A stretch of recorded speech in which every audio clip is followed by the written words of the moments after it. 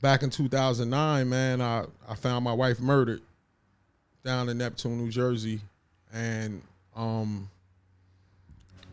that day, September 14th, 2009, changed my life forever. You know what I'm saying? And she ain't come to work that day, so they asked me to go check on her.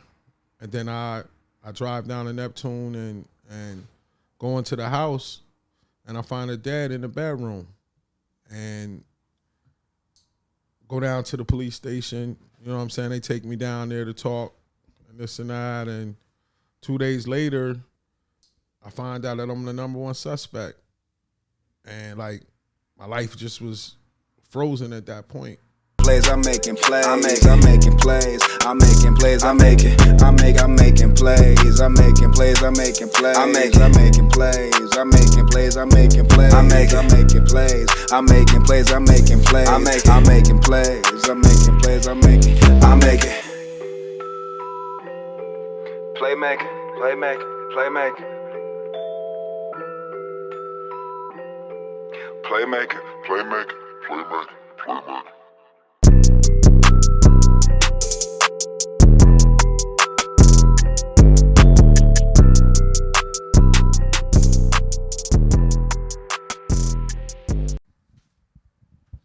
What's good, family? This is episode 77 of the Playmaker podcast. I'm your host, Reggie Coleman.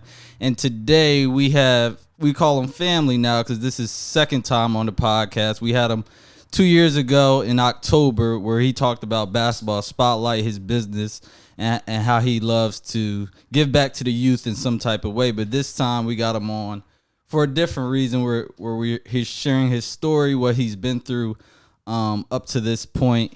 But we want to thank and welcome Mike Melton back to the show. What's up, man? How you doing, man? It's a joy to be here again, man. And wow, 77 shows. Yeah. I mean, you really kept it going, man. You guys really kept it going, man. That's a blessing for you guys to really keep it going this long, man. I know how much work it takes to produce a show like this and to keep it going and to keep the content going and to keep the people interested, man. So salute to you and your co-hosts, man. I appreciate that. And shout out to my co-hosts, Shaquan and Keita. They couldn't make it today, but I know they're going to watch and enjoy this episode. So like I said before, this is Mike's second time on the show. And we're going to hear about his story. So I'm going to let you take the mic and go where you want to go with it. It's mostly about survival and redemption. You know what I'm saying? Like, just my story was just featured on Cold Case Files, and it was featured in Ebony magazine. You know what I'm saying? And back in 2009, man, I found my wife murdered down in Neptune, New Jersey. And that day, September 14th, 2009, changed my life forever. You know what I'm saying? And she ain't come to work that day, so they asked me to go check on her.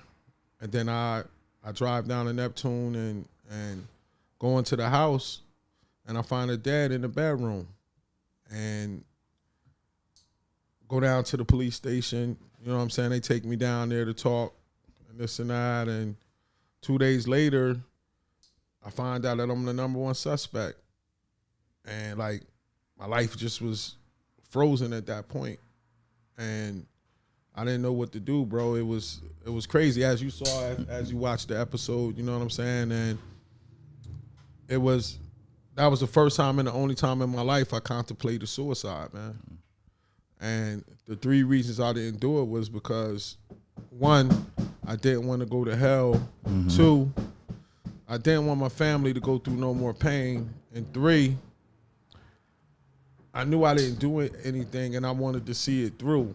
I knew if I did something to myself that they probably would stop the investigation and just say, well, he must have did it. Mm-hmm. That's why he killed himself. Right. You know what I'm saying? And by the grace of God, I was able to make it to the day, but it was a long road, man. Mm-hmm. And before you keep going, speaking of you ended up being the prime suspect, what was going through your mind at that point where you found your wife at the time? You knew you ain't do nothing, but then they bring you in for questioning, and you think it's just ordinary questioning how your relationship was or how was things going. But when they started to twist it, in that, if you watch the cold case files, you'll know where I'm going with it. When that article came out in the paper, and you can explain on it more, how did you feel? Like, what was going through your mind at that point when you realized, like, damn, they looking at me as if I did it? It was like, when I saw the questioning starting to turn, I was a little agitated in the interrogation, as you can see when you watch the video. But it got really real when, I never forget, I was walking in my mom's house and I was reading the newspaper, and I read the article, and it didn't say where she was. It said she was found. It didn't say who found her. Mm-hmm. And in the last paragraph, it said that she was estranged from her husband, and they worked at the same job, and their divorce was supposed to be final October 6th, and this was September 14th. And that's when it hit me like, whoa. I immediately went into a panic. You know what I mean? Then I had got a call from a guy named Ron Ventori. His sons had played in my tournament, and Ron was like, I'm gonna represent you pro bono because I know you didn't have nothing to do with this, but they're gonna try to pin this thing on you unless they find out somebody else. But right now, you they guy, and it just was on from there, bro. So going through that, knowing like now people thinking you did it, but you still out in the streets because they have nothing to charge you with at that moment. Mm-hmm.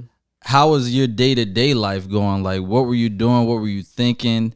What mind state were you in during that time where you was in limbo? Like, you don't know what was going to happen and whatnot. Obviously, I couldn't go to work because we worked at the same job at Red Bank Middle School. And then I was just at home, and I tried to go to therapy. And when I was going to therapy, it helped some, but it really couldn't help that much because once I left the therapy office, this process was ongoing. Mm-hmm. You get what I'm saying? So I was still, I really just dove myself into my basketball company and really tried to just focus on that and working with the kids to try to take my mind off of what was going on. But it was terror to wake up every day and wondering if today the day that they're going to come. Her family obviously turned their back on me. They was telling people I killed her. Mm-hmm. The community thought I killed her. The prosecutors was all down my back. I used to see them at different places. I saw one of them at my homecoming when I went to college. I didn't even know he went to Keene. It was just like, and I started to drink a little bit, and then it just started. Once I moved to Jackson, around, I want to say 2011, something like that, that's when things started to get worse because I was isolated at that point. Mm-hmm. You know what I mean? Once I moved down there, I think 2010, somewhere around there, 2011, I was isolated. I wanted to be in between Red Bank and Trenton because I was still, just in case I had to go back to work in Red Bank, but that's when it got wicked, man. So you started drinking. So what, after that, all that's going on, when did they actually, I guess, find, so I don't want to give too much of the show away, but they found evidence in the house. Yeah. And how can I? You can talk about it because it's already on TV. Out. Yeah. So they found evidence and your fingerprints was on whatever the evidence was. So in that moment, you, like I said, you knew you ain't do it, but after they found that evidence, how did you react? What happened was they had asked me to come in for another interview, and my lawyer told me like, yo, like they want you to come in and see him, and I was like, cool, we could go in. And at first he was a little nervous. He was like, they might be trying to set you up or whatever. So we waited around. We canceled like once or twice, and then we finally went in, and that's when they told me, like, first they told me, like, that they knew I was trying to do my own investigation. Mm-hmm. See, what happened was one of my friends, like I said, like they said on the show, one of my friends I went to one of my friends upset because he was from that area. And I asked him could he help me find out what happened? You know what I mean? And then he was like, all right. So he took me around, took me to Asbury, took me to the hood, and he knew a couple of the gang members. So he introduced me to one of the guys and told him like, yo, can you help him? Let him know, he just want to know what happened to his wife. You know what I'm saying? So the guy was like, all right, come back in a couple of days and I'll let you know. So when I went in for the questioning, the cops already knew that I had talked to that guy. Mm-hmm. You know what I'm saying? So then they asked me about the duct tape and this and that, and I told them like, yo, I don't even know. I don't really remember if I touched it or this or that or blah, blah, blah. And then they let me go again. So once I get out of there, I go back home or whatever, and the stress is like really picking up. You know what I'm saying? And then things really got crazy when Ron, my lawyer, I never forget, he called me on the phone and was like, yo, you got to get used to living like this because most of these cases, they never solve. And up to that point, I had faith in God that he was going to solve this case. And after Ron told me that, it's like I turned dark. Mm-hmm. You know what I mean? That's when the drinking really, really started. And that's when the lifestyles of like going on dating sites and meeting different women and all of that kind of stuff, I just dove into sin because that's the only thing that made me feel normal at the time when all of this stuff was going on. You know what I'm saying? Then it got even more wicked in around 2012, 13. I get a phone call from Ron, and Ron is like, yo, Mike, I got bad news. And at this point, I'm thinking I'm going to jail. Mm-hmm. And Ron tells me, nah, Mike, I got brain cancer. And I'm like, what do you mean you got brain cancer? And he like, I got brain cancer. So like 6 months later, Ron dies. And 2 days later, the prosecutors was knocking on my door again. But he had told me not to go see them without a lawyer or whatever. Mm-hmm. So I was telling them I'm not, under no circumstances am I going to talk to y'all, this and that, and blah, blah, blah. So now I'm super terrified. Mm-hmm. You know what I'm saying? So now I'm going to work and all that kind of stuff. They finally let me come back to work, but I couldn't go into the school buildings. I had to just work in the Board of Education office, and it was behind the building. So I'm looking at these kids as they getting older and this and that, but I can't go into the buildings. I can't talk to them. I can't, none of that stuff.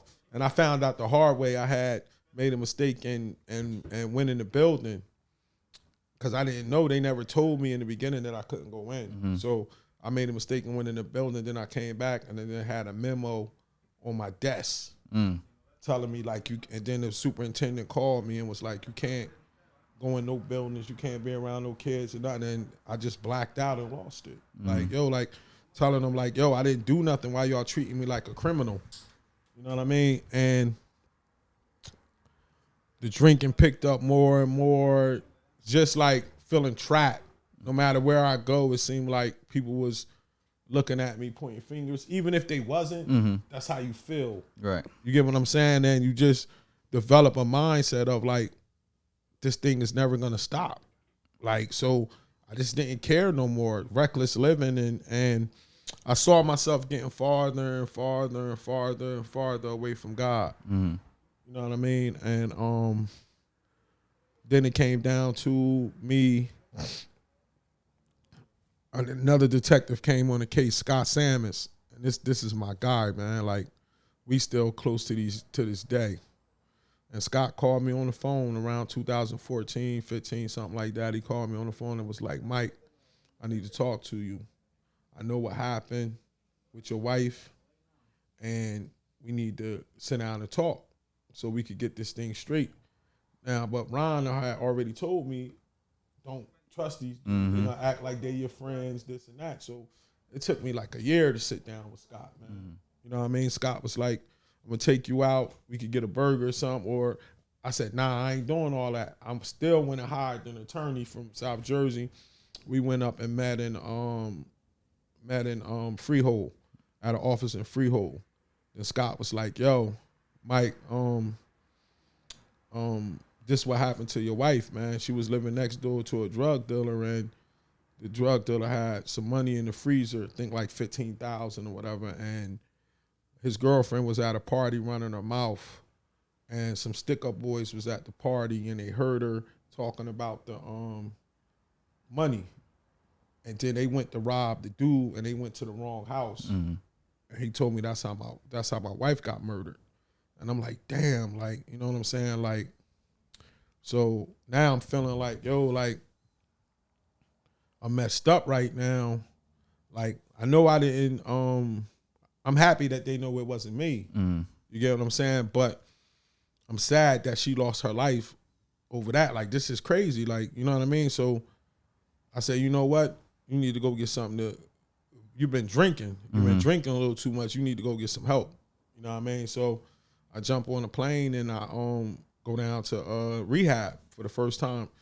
I went to five-night detox at Sunrise Detox in Fort Lauderdale. And then I checked in the Ocean Breeze recovery. And then once I got in Ocean Breeze, I made a near fatal mistake, man. I compared myself to the people in there instead of identifying with them. Mm. When I went to my first meeting, I heard the amount of alcohol that one guy said he drank 1.75 liters a day.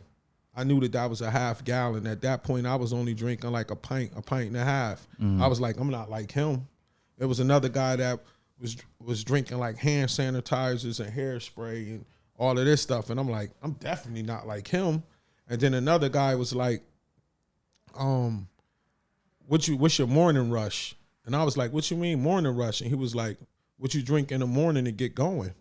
And I was like, man, I don't drink in the morning. Mm-hmm. So I'm like, man, I don't belong here. So then I cut off my ability to learn. And I didn't want to go to AA meetings. I thought they was whack. I wanted to go to NA meetings because I wanted to hear the drug stories. I wanted to be entertained. Mm-hmm. And there was a tech there named Chris. And Chris was like, he was shaking the chair one day. And I was like, Chris, why you shaking that chair? And he was like, because I'm saving this seat for you. Because you ain't do nothing while you was here. And when you come back, you're going to be drinking twice as much. Mm. And I was like, Chris, you lost your mind. I ain't never coming back here. So I had a cousin that lived in Fort Lauderdale, and he came, once I completed the program, he came and picked me up that night. I was supposed to get out Saturday morning. I told them I already did clinical on Friday, let me out that night. So they was like, cool, you could go stay, you could go. My cousin come to pick me up, and he like, what you want to do? And I'm like, yo, I ain't really been around the women like that. Let's go to the strip club. Mm. So we leave from the rehab and go to a strip club. And since I wasn't paying attention to rehab, I started drinking. Mm-hmm. You know what I mean? I'm thinking life is cool. This situation is done, blah, blah, blah. Everything is cool or whatever. So then I fly back home, you know what I mean? And we get back, and I'm drinking, everything cool and this and that. I don't really feel no progression coming or whatever. And then I got a call from the prosecutors again. Mm-hmm. And they like, yo, Mike, we got to go to trial. Mm. You know what I mean? And I'm like, why we got to go to trial? Y'all arrested the 3 dudes, like, what's going on? Blah, blah, blah. And he like, nah, we got to go to trial. These dudes don't want to take no deal. Mm. And you got to testify because you the one that found her. And the only way they got to get off is they lawyers got to say that you the one that did it. Mm. So now I'm shook because I don't know what they're going to ask me when I'm on the stand, the cross-examination, and all of that stuff that's going on. I don't know what to do. Mm-hmm. You get what I'm saying? Like, I'm scared. So since I didn't pay attention in rehab and I don't have no program. You go back to what you knew. Drinking. Yeah. Drinking. You know what I mean? And it took us 4 years to get to trial, bro. Mm. You know what I mean? And at that time, I was retired from work because they told me I needed to retire because I had PTSD. And I can remember being in Red Bank, walking down the hallway right before I retired and saying, "You're going under." Because I knew I couldn't wait to get home as it was to drink. Yeah. So now you telling me you're gonna send me a check every month and I don't gotta leave my house? You know what I mean? So I started trying to drink like a gentleman at first. 1 o'clock, 12 o'clock. Next thing you know, I was at the liquor store at 9 o'clock in the morning, man. So let's talk about the drinking and your sobriety. As we know, culture, rap music, everything that goes on nowadays in our inner cities and just in America in general, people glorify drinking, drugs, treating women wrong. What can you say to those kids, anybody that's dealing with something that they don't realize they dealing with it because they think it's normal and they only drink, like you said, I watched one of your interviews, I think you said, I only drink on the weekend. Like, what's the mindset that you have now being sober for however long you have been sober? Like, what's some advice you can give them and what's some help they can get if they don't know if they need it or looking to get help? Right now I'm 3 years. I celebrated 3 years sobriety on Congrats on that. April 1st. And what happened was we went to trial. I testified, everything did good. Then on my birthday, this when God first came in my life, bro. I mean, he was always there, but I really saw it was something going on on my birthday, March 12th, 2019. The verdict came down in freehold. All three of the dudes was guilty on all charges. So then my wife at the time, she had threw me a party down in Atlantic City because, like I said, it was my birthday. So like 2 weeks later, she threw a party for me down in AC. And at this point, I'm drinking around the clock. Like all day long. You know what I'm saying? And her friends, all of them brought Ciroc to the party. And then I had the DTs that night. I had some shakes, and then I was sitting next to one of my friends, and I looked at him, and he looked like a demon, and I didn't recognize him. And I told myself that night I wasn't drinking again, but when I woke up the next day, I realized I couldn't stop. So then I'm really drinking all crazy and stuff. And then my wife at the time, she worked for DIFUS, and she was like, "Yo, do you want me to take you to Crisis?" And that's what I was like, "Nah, I ain't going to Crisis." And then I went down in the basement and I got on my knees and I prayed, and I was like, "God, either help me or take me." And then that's when I knew I had to go back to rehab. So at first I didn't want to go to Florida because I didn't like their rules and I was ashamed. So I flew out to Palm Springs, out of Malibu, whatever that's out California. there. Yeah, I went out there to the rehab. The rehab was trash. I walked into the place. I'm like, I ain't staying here. But my wife and my dad was like, "You're not coming back to Jersey. So you better figure out what you're going to do." So then I said, "All right." So then she called down Florida, and then we on the phone negotiating how many days I'm going to be there and this and that. So I fly down to Florida, do 5 days detox, and then I went into rehab. And out of desperation on the first night, I opened the book, bro. I had never opened the book when I was there the first time. I opened the big book. And the first couple paragraphs I really couldn't understand because my head was still foggy coming out of detox. But when I got to the chapter more about alcoholism, and it started talking about all the things we do to act like we're not alcoholic, like only drink on the weekends, only drink on holidays, I'm only gonna drink on vacation, changing brands, you know what I'm saying? Doing all of this stuff to make it seem like we don't have a problem. Now I'm looking at this stuff, I'm like, yo, I immediately turned to the front of the book because I wanted to see what year this book was written because they was talking about me in this book. Right. You know what I'm saying? I'm like, damn, this sound like me. So then it was a story about a jaywalker that he kept going across the street. He'd get hit by a car, break his leg. get out the hospital, go jaywalk again, break his leg. But they compared it to how we'd drink every day, no matter how we felt the day before. And we kept telling ourselves, I'm not going to drink. I'm not going to drink. And you wake up and then you do it again. And I'm like, damn, this is crazy. And then it was this, the one that scared me was, it's a guy in the book, and he's 30 years old, and he says that he was going to never, he was 30 years old, and the drinking was messing with his business. He owned the business. And he said he was going to stop drinking, and he wasn't going to drink until he retired. And he waited 25 years, bro. He was sober 25 years, and he was 55 years old, and he picked up a drink.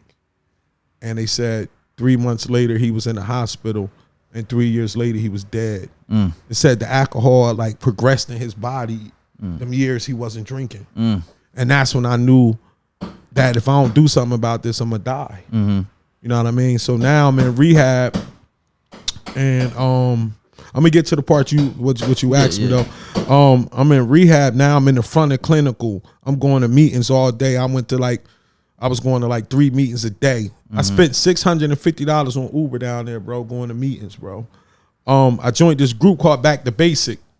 They take you through the 12 steps, and they give you a sponsor. They take you through the 12 steps in 6 weeks. And they give you a sponsor, and they gave me this young white kid, and I tell him to this day he saved my life, bro.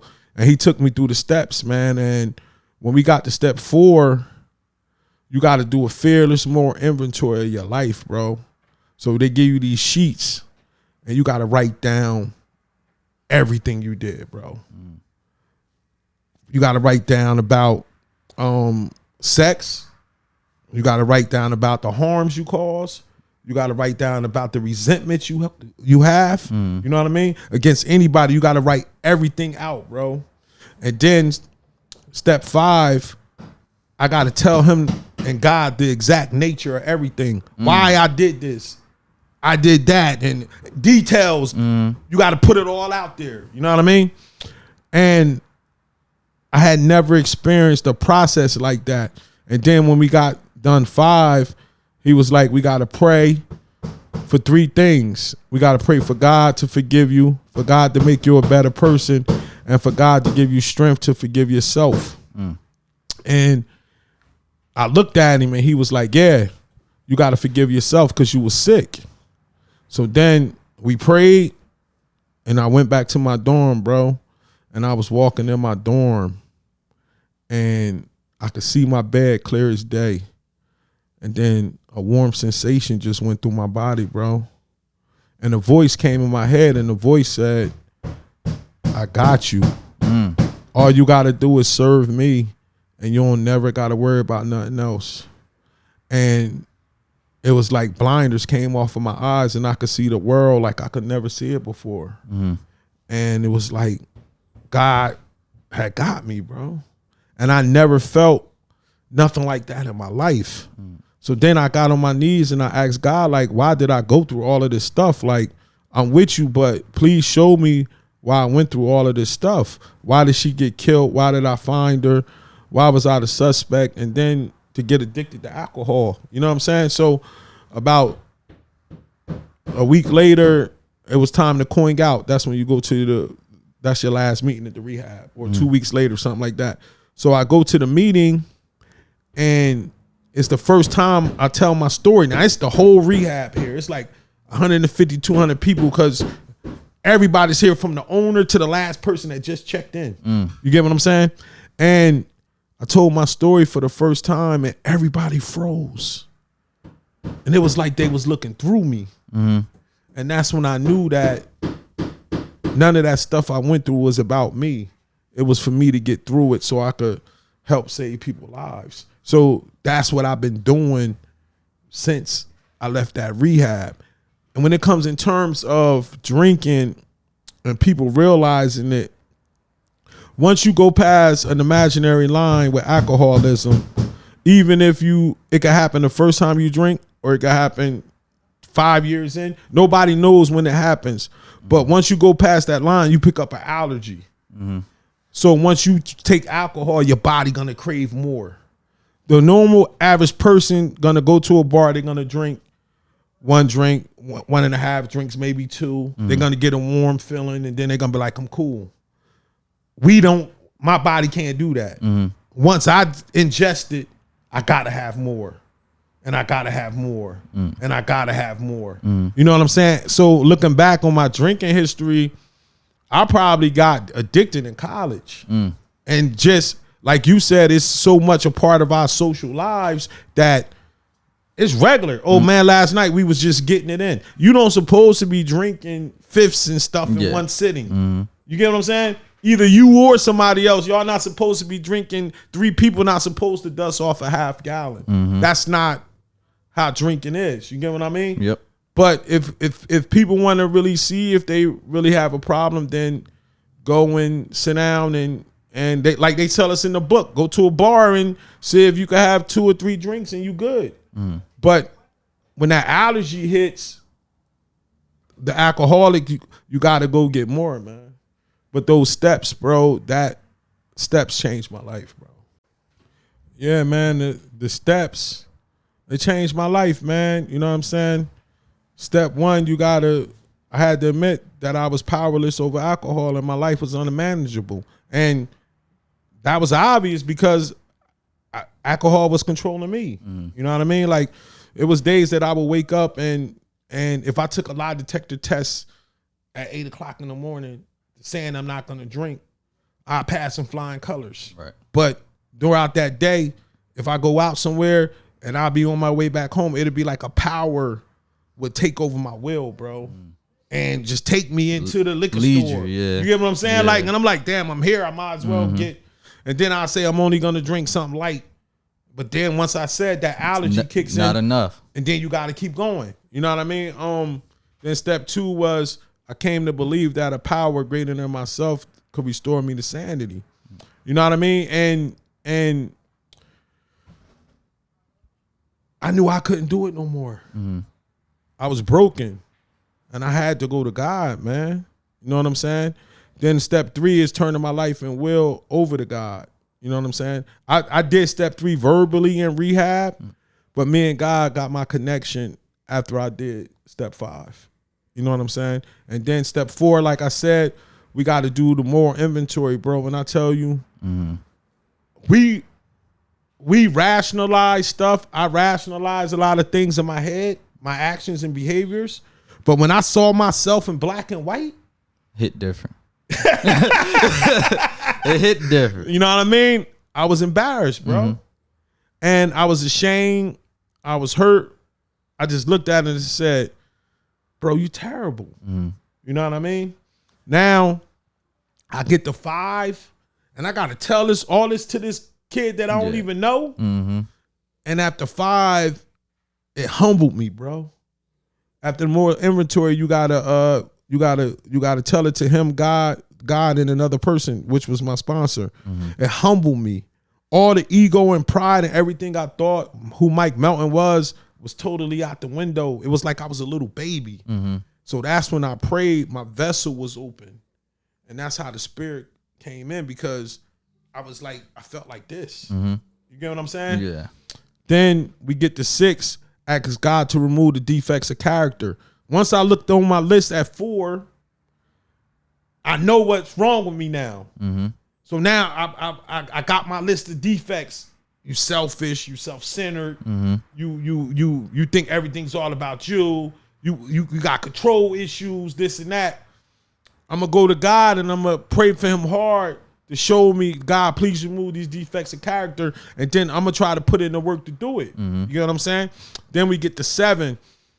Humbly ask him to remove our shortcomings. The defects of character in 6 are like the big things. You know what I mean? Like, I don't want to cheat, or I don't want to do this. I don't want to fornicate. But it's the little things in 7 that we humbly ask God to help us with, like control, wanting to have your way, wanting things to go your way. You know what I'm saying? Because me having that disease, I like to be right. I want everything to go my way. You feel what I'm saying? That's 7. Then you get to 8. That's when you got to make a list. You go back to 4. You look at all the people you harmed, and then you got to make a list of people that you got to go make amends to. Before you keep going, how was that process of making amends with those people? Like, now, this the catch. This the thing. That's why you have a sponsor, and it's very important to work with your sponsor, because it says you're willing to make amends to the people, but your sponsor is going to tell you who you actually should make amends to. Gotcha. Because when you get to 9, it tells you make direct amends to the person whenever possible, except when to do so will injure you or others. So you can't go and tell somebody something that's going to hurt them. You get what I'm saying? Or hurt you. You know what I mean? So in those cases, you got living amends where you just say, I'm just going to change my lifestyle. I'm not going to do that no more. I'm not going to do this no more. You know what I mean? Then you get to 9, you go out and actually make the amends. And some of the amends was tough, man. Like even one with my dad, that was crazy because he wasn't in my life. You know what I mean? So I think I got a shoe in. You know what I mean? With my sponsor, I'm like, he like, yo, I think you owe your dad an amends. And I'm like, you talking about my dad wasn't even in my life, this and this. But it's a column at the end that says, what did you do before, during, or after to make the situation worse? So with my dad, when he was trying to get back in my life, I was giving him a hard time. So I had to call this guy that wasn't in my life. We got cool once I went to court and I hit my bottom. We got cool, but I had to call him and tell him, I apologize, Dad, for making your life hard when you was trying to get in my life. Then I had to I had to forgive all of those people during the process that I felt hurted me. Prosecutors, the people from my job, her family. I had to forgive the people that killed her. I'm still working on that. I'm gonna get to that in a second. See, because when I worked with my sponsor, he let me see things from the other people's perspectives. You get what I'm saying? Like, so, and when it came to the prosecutors, 99% of the time, 90-something% of the time, the husband is involved. You know what I mean? So they was really just doing their job. You know what I mean? Right. Did I think the first guys went over the top some? Yeah, I do. But in essence, they was doing their job. Then with my job, where I was working at, if I was the superintendent, would I would have let me in the school? You get what I'm saying? You putting kids at risk. What if I did do it? So I had a chance to see it from the superintendent perspective without my feelings and emotions being involved. Now I'm sober. I'm looking at the situation in black and white. Yeah. You get what I'm saying? It's clear now. Yeah. You can see. Yeah. Then with her family, they was hurt. And they wanted somebody to blame. You get what I'm saying? And I was the closest thing to the situation. Was I hurt? Yeah, but I can understand it. You know what I mean? And I had to forgive myself, bro. Like, the main thing that hurt me in the beginning was, the first thing I asked my therapist when I went in there and see him was, why couldn't I love her like she loved me? And I was crushed by that because that's how she was with me. But I didn't get my answer until I worked with my therapist and my steps. When they started peeling back the onions of my life and I had a chance to really look at my life, I was never taught that kind of affection. My mom was super strict. She felt she had to be like that for me to be successful and don't end up in jail, you know, where we grew up at and stuff like that. And my dad wasn't in my life. So I never got hugs and kisses and I love you and this and that. I got, you better get on the roll or I'm going to tear you up or this or that, blah, blah, blah. You know what I mean? Yeah. So now I get with this woman that's bubbling and loving and it's like, whoa. You know what I mean? So once I learned that from therapy and the steps, I was able to forgive myself because I realized that I didn't have the tools to be a good husband like that. Right. You get what I'm saying? Right.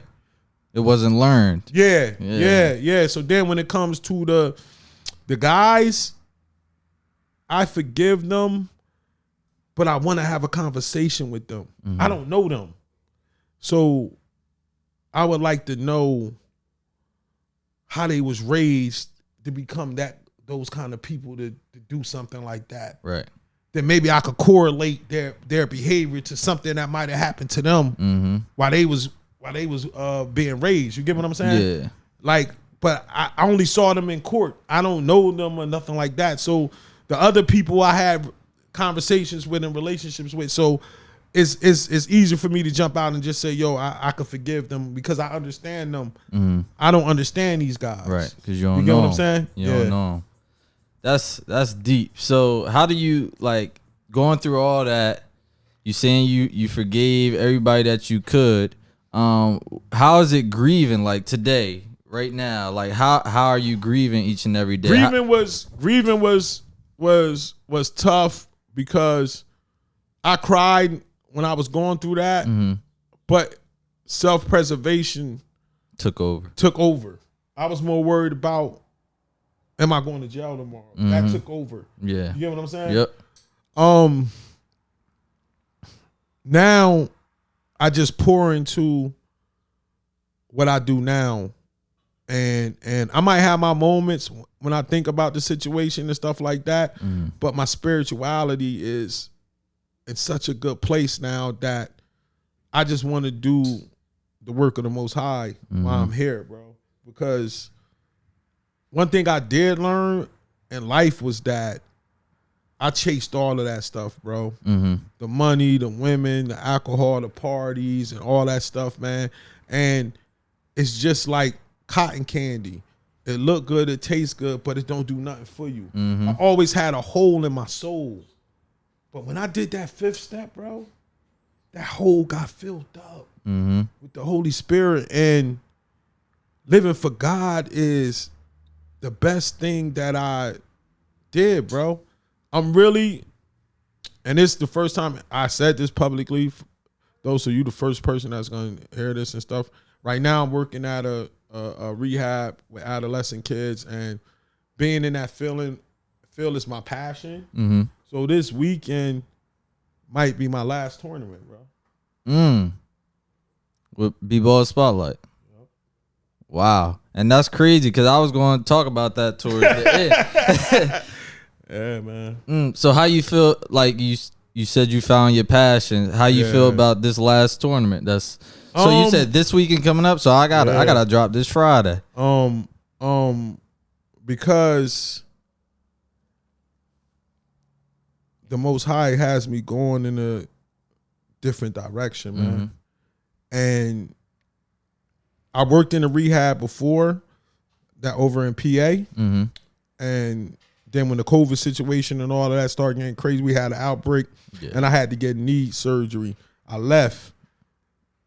And now I'm at a different one up in Marlboro. But when you see the light come on, when you see somebody come in broken, and you working with them and you working with them and you working with them, and then you see that light come on, that they want to live again. And that light, and you see it, bro, that feeling of seeing them really want life and really want God and really turn into another person. I got a man that's right now that's 60-something years old that texts me every day and be like, bro, you saved my life. And I'm like, man, I'm doing my job, and I'll be telling him, just a servant of God, I didn't save your life. He just put me in your life. But when you see that you're helping people like that, it's a feeling that I can't explain, bro. Right. And what I just thought about is, like, with BBallspotlight, you were impacting the youth. Now your passion and what you're gearing towards next is you're still impacting lives now. It's not just youth. People older than you, people younger than you, and I commend you for that, because many people not into, they all about me. How can I do better for me, myself? How can I get paid more? All that type of stuff. But you, even through everything you went through, has always been about the impact with you, and I respect you for that and commend you, like I said, because most people, they all about self and not the impact and the growth of others. So because that's big. Because I owe God, bro. Like, just being real, because I could be real with you on here. When I did that fourth step and I saw myself, it really let me see how beautiful God is, and he gave me a second chance. You get what I'm saying? Yep. Mm-hmm. Like he gave me a second chance, because when I told you things got dark, I went wild with it. You get what I'm saying? But in the back of my mind, I still used to think about, what if you 70 or 80, if I'm blessed to live that long, right?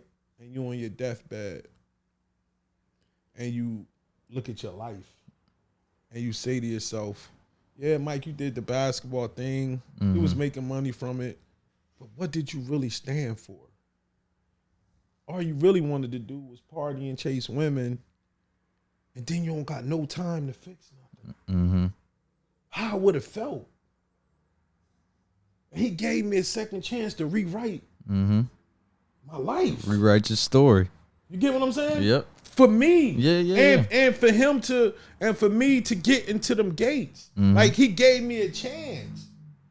He didn't have to do that. Right. You get what I'm saying? Everybody don't get second chances. That's what I'm trying, what I'm trying to say. That's what I'm trying to say. You know what I mean? Like, and that's where I'm at with my life right now. Like, for instance, people were saying, like, when Kevin Samuels just died, maybe a week ago, 2 weeks ago, whatever it was. Yeah. You know what I mean? Everybody was in the uproar. Like, debating about if some people was happy and some people was mad, and was he good, was he bad? You know what stood out to me?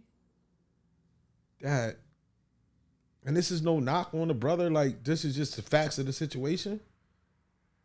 He died in a bed with a woman that wasn't his wife. And that made me get on my knees more and thank God for the mercy and grace he had for me. Because you know how many mornings I woke up in the bed with somebody that wasn't my wife? Right. And I could have died in my sins? That makes me realize, yo, you got to go harder at what you doing to please him. Because, you know, he showed me mercy and grace. You get what I'm saying? Yeah. And, bro, after that fifth step, the way I see the world and everything is just totally different. You wouldn't have never thought sitting here that I would tell you, like, yo, you gonna back up with just basketball spotlight? Yeah, like. That caught me off guard. I was like, because I see you be posting, like, and I saw you posted it was a tournament coming up, so I'm thinking, all right, summer. But if you summer look at coming my around, Instagram, it ain't been much. It's different. Yeah, it's different. It's a different. You posting different. It's not as much basketball. Yeah. More quotes, more Bible verses. Yeah. I noticed, but I ain't think like, oh yeah. Nah, it's like he's like, and another thing too is that my faith, I'm really not supposed to work on Fridays and Saturdays, Friday night, Saturday night. Okay. For the Sabbath. And I've been feeling convicted. And first I blamed it on like the income. I said I need to have it most high for me to be able to work. You know what I mean? Then I blamed it on, like what you said, working with the kids and this and that. I still kept feeling convicted about working on the Sabbath. You know what I mean? Because that's one of the commandments. Keep the Sabbath holy. You know what I'm saying? And now he gave me this job where I can't use the income thing no more. You get what I'm saying? Yep. Yep. I can't do that no more. And then when I try to say for the kids, it's a million tournaments and camps and stuff now. Right. So I can't use that no more. You get what I'm saying? So it's like I want to go all the way in, man. You at where you supposed to be in life. You following what the higher power is telling you, not letting them lead you away from what he's trying to get you to. And but I was fighting it, bro. I'm being real, like, sure. Because I shared it in my meeting I went to last night. Because it was my baby. And I built it into something, but the passion for it is not like it was before. I got passion for this now because I know if I just help, if my story, when somebody watches, just help one person. Mm-hmm. You get what I'm saying? I got passion to go talk to kids and people from all different places. I don't charge no money or nothing to speak, bro. It's like, I got to do this because of what he did for me. Mm-hmm. You get what I'm saying? Yeah. Like, and I want people to know, especially our people, that you can get through things and you can get help for alcohol, man. Mm-hmm. There's so many people I know that's struggling with this disease. And don't know it. Yeah, don't know it. But some people do know it and they're ashamed to get the help because of the stigma. Mm-hmm. And it's accepted so much in our community. Like, we'll joke about, oh, man, he's just an alcoholic, man. You know what I mean? But when he really is. Exactly. You know what I'm saying? And it's a shame, man. And I just want to I'm transparent with it because I had a decision to make when I got out of rehab because nobody really knew. Only my closest friends and my family. And I was like, God was like, you got to use your basketball platform to let people know. And what my validation was, when I came home, I went on ESPN. No, I went on YouTube to watch some videos about alcohol, and I saw Chris Herron's story. And I said, nobody does that in our community. Right. Nobody's vulnerable or transparent enough to go out and tell people what they're going through, what's really going on inside them.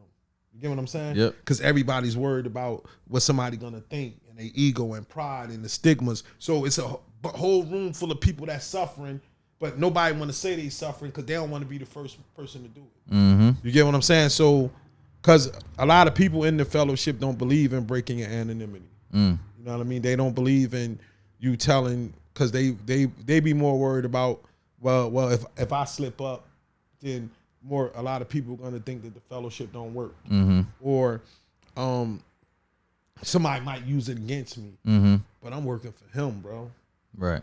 You know what I mean? I don't care about none of that. He's going to take care of everything I need. You get what I'm saying? Like, I just got to keep trying to do the next right thing. Well, I appreciate you telling your story. I was going to ask about BBallspotlight, but it is is it a tournament this weekend? Yeah. It's I didn't make the final decision, but it's like 90-something%. Yeah. That like I had a ball though. I had a run, bro. When I see you guys, you Chandler, you got a bunch of people. Like when I'm talking about when I see y'all in particular, it brings back love, man. It brings back love. Just the whole connections of basketball and the whole thing and this and that. But I just feel like to get closer to him, sometimes he wants you to give up something that you really looked at as an idol more than him. And for years, basketball was my idol. You get what I'm saying? Yep. Like, that's what I lived for. That's what I did. You know what I mean? And now I just want to really totally throw my hat in the ring with him and let him guide me through whatever's supposed to happen next. This is probably one of the deepest. I was saying that when I came down, I was like, he probably gonna be like, yo, this. I didn't expect all of this, bro. Nah, I did though. After you saw after watching all out, I did my little research, but I knew it was gonna be powerful, and this is good for my viewers and listeners, because it's a different aspect, but you're still a playmaker in a different way. Like I say, it ain't just sports where you can be a playmaker. It's anything in life. And you impacting lives at where you work at the rehab now. So you're a kids, playmaker. Yeah, and it's crazy how the Most High work. Like, I never thought. One of my cousins told me about a couple of weeks ago, you going back into teaching, and I was like, man, I ain't never teaching you. This was like a month ago. I swear to God, he said, you gonna be teaching again, and I was like, man, you bugging. I ain't going back no teaching. So I wanted to, once I got my surgery, I was like, maybe give me like, I had my surgery February. I was like, 2 months after my surgery, I want to work in a rehab again. So I had went to New Hope in Marlboro, whatever, and I wanted to work in adult rehab. And they was like, all right, we got a spot, but yo, you ever think about working with the kids? Nah, I ain't working with no kids, right? So I made that point blank clear. So the adult people, they interviewing me, this and that. They like, only shift we got is 3 to 11. I'm like, bro, I'm not giving y'all my life. 3 to 11, I'm just giving y'all my life. Yeah. You know what I mean? So they was like, why don't you just do 3 to 11 until the 7 to 3 open up? Nah, I'm not doing that. Y'all not tricking me with that. I'm not doing that. I'm gonna wait for God. So 2 weeks later, I go to New Hope on a commitment to speak at the detox. I'm downstairs speaking or whatever, blah, blah, blah. I'm speaking at the detox, right? The dude from the adolescents walked past. He like, yo, I might got something for you. And I'm looking at him, I'm like, I told this cat I didn't want to mess with no kids. He said, I got 7 to 3 though. So he was like, call me. So I called him on the jack and he was like, I want you to work with these kids and the thing. And I'm like, word? He like, 7 to 3, but the most you're gonna have is about 4 kids in your class. You're gonna teach like 3 or 4 classes, and then you got, you know what I'm saying, you get the impact their lives and this and this. So I was like, look at the Most High. That's why they say, if you want to hear God laugh, tell him your plan and how it's gonna work out. And then he gonna laugh at you, because we don't control nothing. You know what I'm saying? So the first thing I did when I got in there was introduce myself, and I let them see that cold case thing so they could really see like, yo, this dude went through a lot. He one of us. And I also let them know that I'm in recovery too. So I'm fighting the same struggle they fighting, because I only got a day. Just because I ain't pick up a drink in over 3 years, I only got just for the day. You know what I mean? Every day my goal is to get through the day and then make it back home. You know what I mean? And I go to a meeting every day. Like when I leave here, I'm gonna go to a meeting. Even though I work, I still go to a meeting every day. Well, I thank you for sharing your story. Like I said, it was powerful. I hope you all, enjoy it, take something from it. Like Mike said, and like I always say on the podcast, is as long as we can impact one person, we did our job. So, any last words before we wrap this episode? Nah, just we living in some tough times, man, and it's a lot of wickedness in this world, man, and it's a lot of spiritual warfare that's going on. A lot of people think it's carnal, but it's not. It's really dark forces, man. You know what I mean? And one of the things that I did in my walk is really figure out who I was after I did my steps, and then I got into my faith and I figured out who I was in the Bible. And once I figured out who I was in the Bible, I understood all of this. You get what I'm saying? What's really, really, really going on? You know what I mean? And I think about people were taught the right way early on coming up, who we really were. A lot of things would be different. You get what I'm saying? Yep. And since we weren't, we in the situation that we in. You know what I mean? And we'll understand about the situation if we was taught more. We're behind. We're trying to catch up. Yeah, you know what I mean? But if you read Deuteronomy 28, it'll give you a real story of who we are and why we in this situation that we in. And I'm gonna end with that. I ain't gonna get all. Nah, you good. You good. Well, we appreciate Mike, like I said, for coming through part 2 of the podcast. This is episode 77. We hope you enjoy it. Don't forget to subscribe, comment, leave a comment, leave a review. Let us know what you think about this episode. Once again, I'm Reggie Coleman. Thank you again, Mike, for coming through. All right, man, I appreciate it, bro. out. Hold up. Visit our website at theplaymakerpodcast.com and subscribe on Apple Podcast and Spotify. I'm making plays. I'm making plays. I'm making plays. I'm making plays. I'm making plays. I'm making plays. I'm making plays. I'm making plays. I'm making plays. I'm making plays. I'm making plays. I'm making plays. I'm making plays. I'm making plays. I'm making plays. I'm making.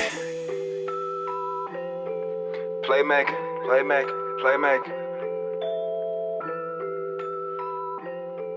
Playmaker, playmaker, playmaker, playmaker.